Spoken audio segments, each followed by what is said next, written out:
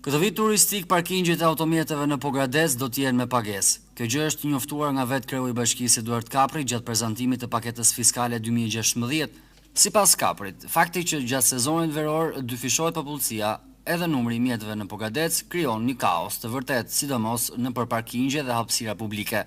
Ndaj për këtë, kreu i bashkisë ka menduar që të paktën për 4 muaj gjatë verës parkimi i mjeteve në rrugët kryesore të bëhet me pagesë.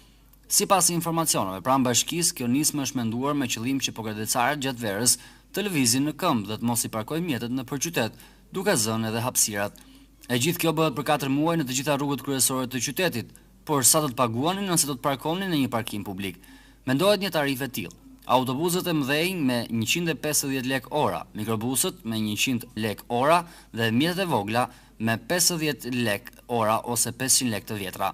Ky parkim me pagesë do të shtrihet nga Pogradeci deri në Tushemisht përgjatë rrugës së Liçenit.